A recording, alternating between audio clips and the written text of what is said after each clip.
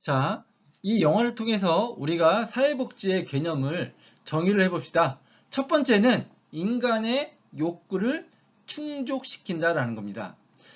욕구의 개념은 사회복지 구성 요소 중 가장 중요하게 고려되는 요소입니다. 우리가 업이라는 영화에서 등장하는 많은 사람들의 욕구를 보게 됩니다. 할아버지와 엘리는 아기를 갖는 게 첫 번째 욕구가 있었고요. 두 번째로는 파라다이스 폭포를 가는 거였죠. 그리고 러셀은 배지를 받는 게 욕구였었습니다.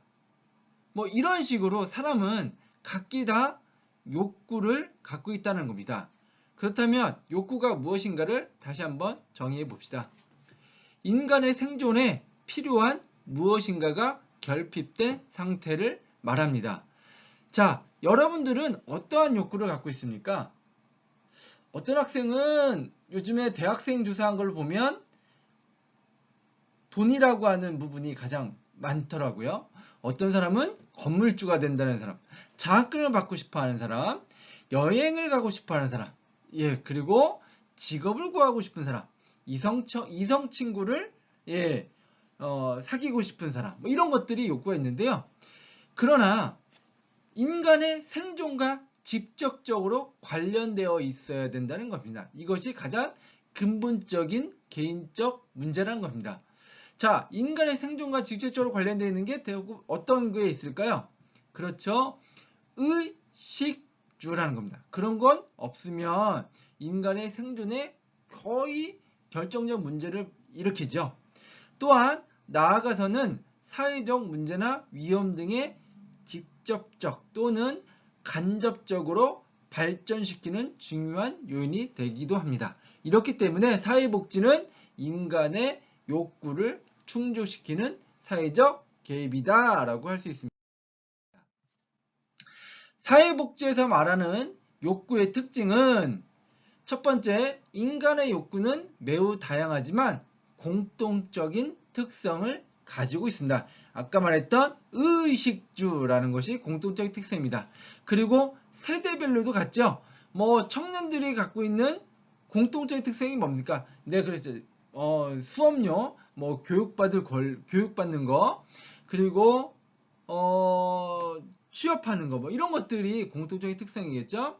두 번째, 첫 번째 공통적인 특성이 가지고 있는 욕구 중에서 인간의 생존과 직접적으로 영향을 미치고 있는 근본이 되는 욕구가 있다는 겁니다. 아까 말했던 생활비 뭐 이런 거 있겠죠. 그래서 최근에 정부가 이러한 근본이 되는 욕구와 관련돼서 일괄적으로 어떤 급여를 제공하겠다 이런 걸 기본수당이라고 하는 용어가 생겨난다는 겁니다.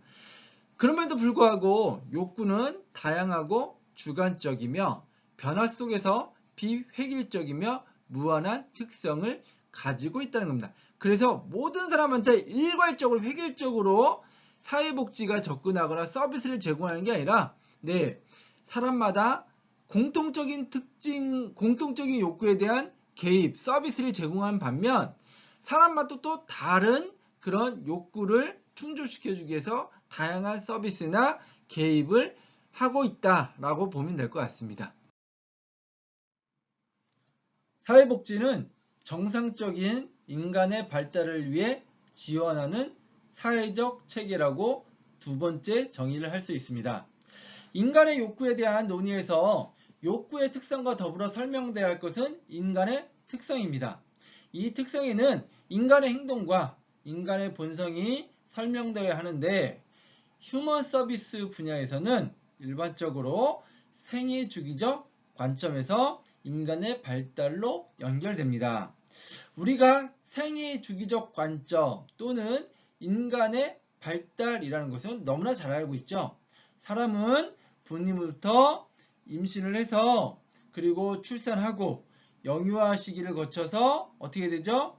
청소년 시기, 그리고 여러분들이 지금에 있는 청년의 시기, 그리고 장년의 시기, 그 다음에 노년의 시기, 그 다음에 결국에는 어떻게 되죠? 사망으로 이르는 이러한 생애 주기적 관점을 갖고 있고요. 이렇게 어려서부터 지금 여러분들처럼 건강하게 자라는 걸 우리가 인간의 발달이라고 합니다. 또한 여러분들은 나이를 들면서 또한 장년을 거쳐서 노년이 됩니다.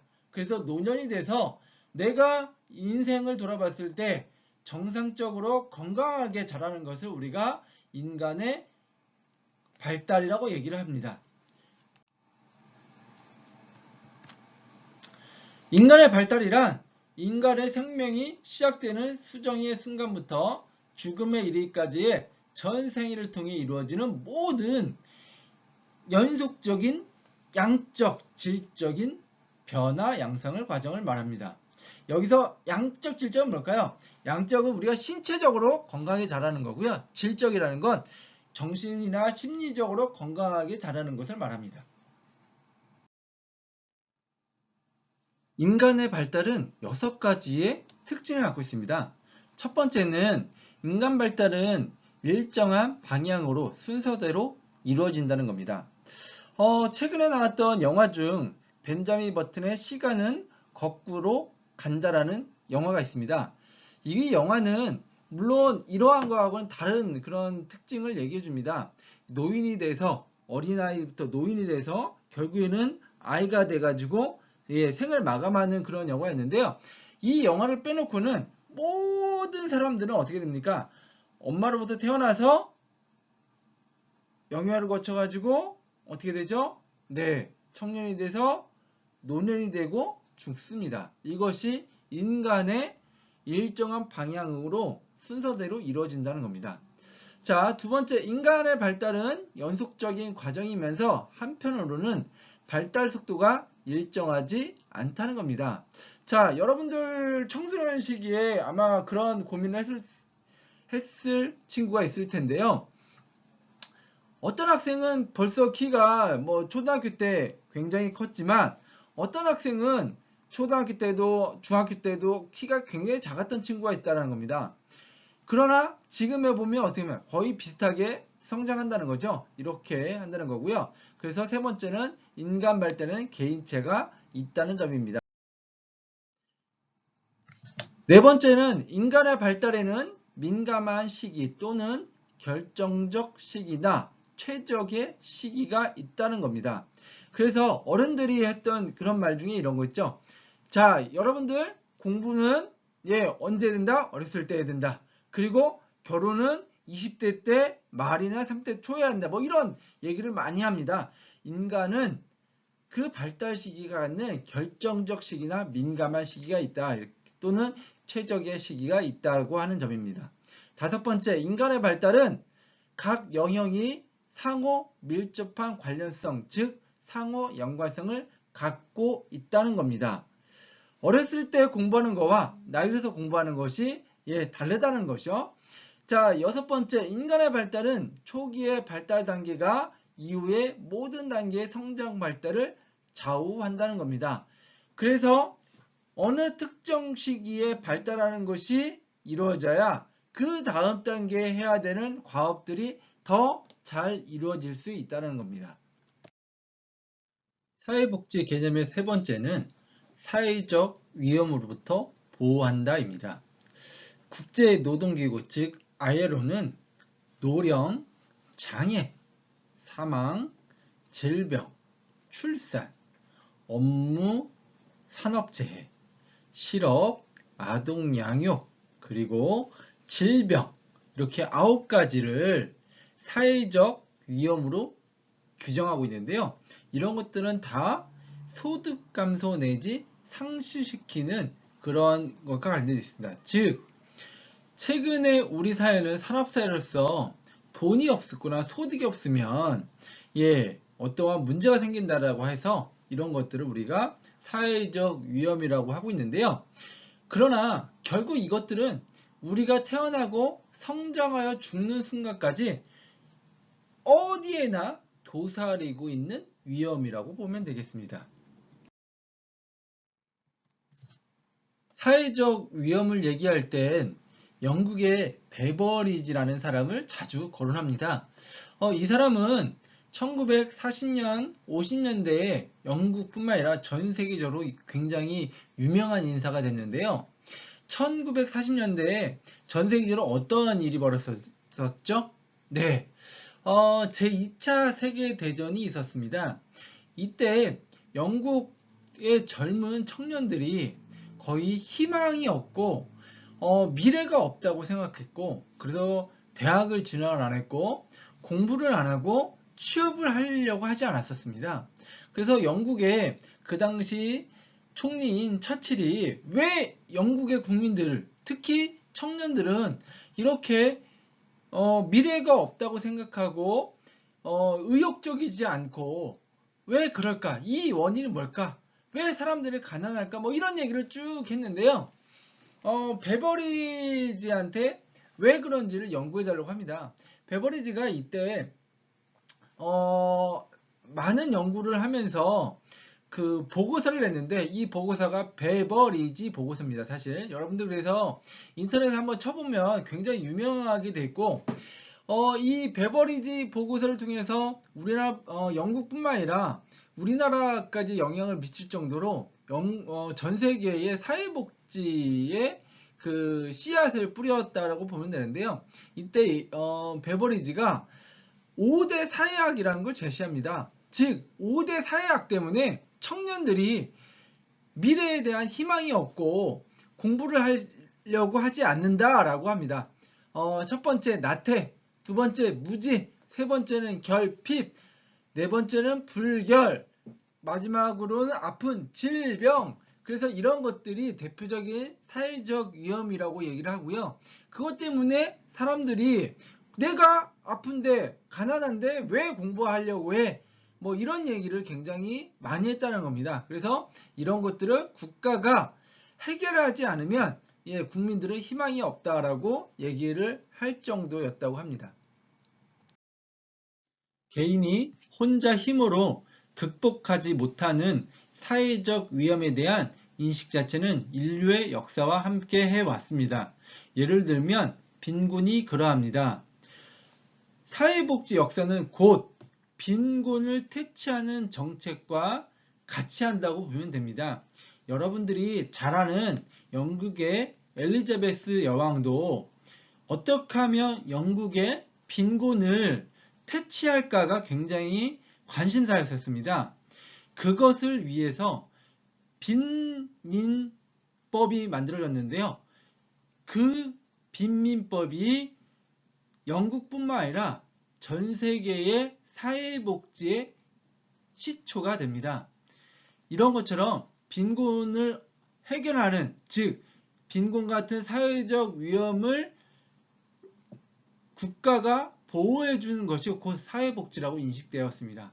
그리고 산업사회가 되면서 거기 많은 그 공장에서 일하는 노동자에게 어떻게 하면 그들의 노령, 재해, 질병 등과 같은 사회적 위험을 해결하느냐가 또 다른 최근까지의 과제로 인식이 되었고, 그것을 위해서 우리나라도 공공부조와 사회보험이라는 정책 제도를 가지고 사회보장, 사회복지라는 용어로 해서 지금 국민들에게 많은 서비스와 급여를 제공하였다고 이렇게 보면 됩니다.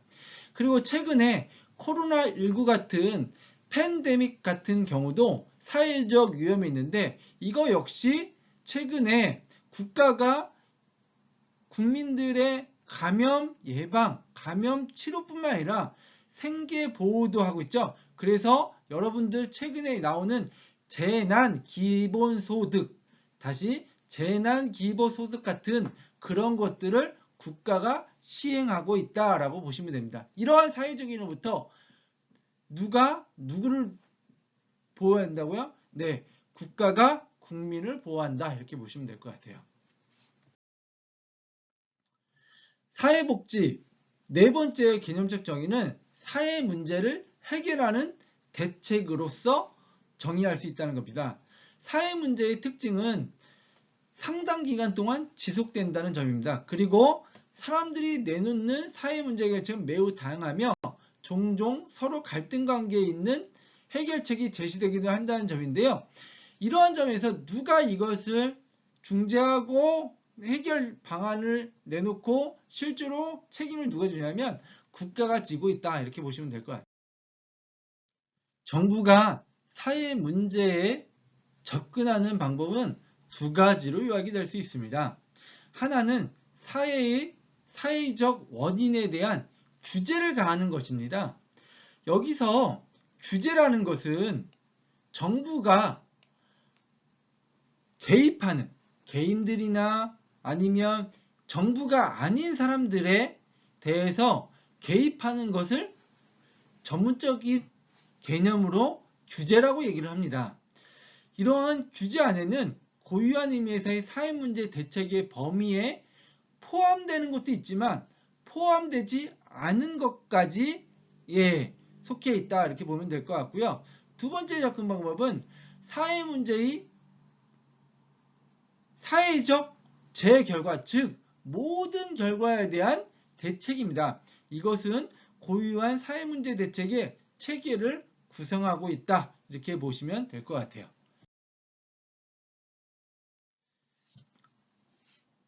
이상에서 말했던 사회복지 개념의 정의를 가지고 사회복지의 목적을 간단하게 정의를 한다면 사회, 즉 지방자치단체를 포함한 정부. 자, 정부에는 중앙정부가 있고요. 중앙정부가 있고 각 지방자치단체가 있죠. 지방정부라고 하죠. 자, 우리나라는 중앙정부, 대한민국이라는 국가의 안에 지금 현재 문재인 정부라고 하는 정부가 있고, 이걸 중앙정부라 하죠. 뭐 보건복지부라든지 뭐 이러한 중앙부처가 있고요. 그 밑에 서울시와 같은, 서울시, 경기도, 인천시와 같은 광역지방자치단체가 있고, 또 그 안에 뭐 우리 학교가 속해 있는 서초구 뭐 이런 기초지방자치에 포함해 있는데요. 이러한 모든 지방자치를 포함한 정부는 인간의 욕구, 사회적 위험, 사회 문제 등을 충족 또는 예방하고 보호하며 해결해야 하는 책임을 갖고 있다라고 보면 될 것 같아요. 우리나라에는 많은 법들이 있는데요. 그 중에서 가장 기본이 되고 가장 중요한 법률이 헌법입니다. 이 헌법 제34조에 보면 이제까지 말했던 측면에 대해 국가가 사회복지, 사회보장을 시행함을 분명히 밝히고 있습니다.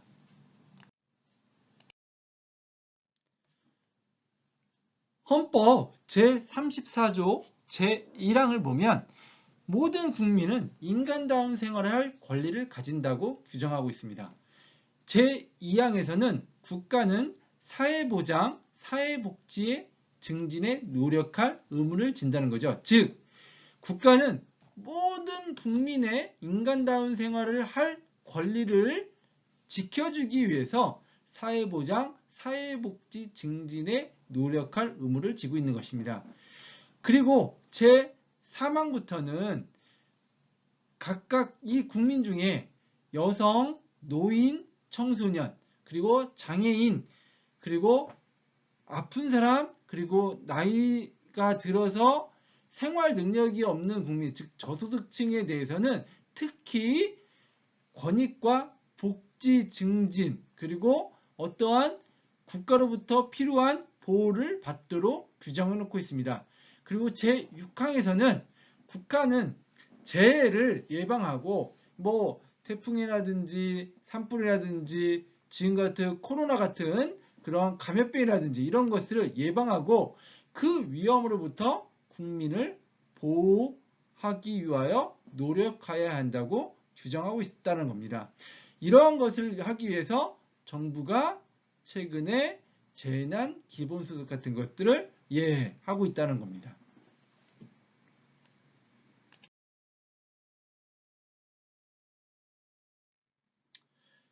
즉, 사회복지의 목적은 첫째, 인간의 욕구가 충족되도록 하는 것이다 라고 보면 될 것 같고요. 두 번째는 인간이 건강하고 정상적으로 성장하고 발달되도록 보장하는 것이다 예, 이것이 사회복지의 두 번째 목적이라고 보면 될 것 같아요. 세 번째는 인간의 존엄성이 확보되도록 하는 것입니다. 인간으로서 갖고 있는 인격이나 인권 또는 행복한 삶을 살기 위한 기본권이 인정되고 존중되어야 하는 것입니다. 즉, 사회복지를 통해서 사람들이 갖고 있는 인간으로서 가져야 되는 기본권, 즉 인권을 존중받고 보호받는 것이다 라고 보면 될 것 같아요. 사회복지의 목적 네 번째는 사회 구성원들이 정상적인 생활을 할 수 있는 정상화를 위해서 한다는 것입니다. 여기서 정상화는 사람으로서 마땅히 해야 될 것뿐만 아니라 사람으로서 사회 구성원으로서 해야 되는 거 있죠.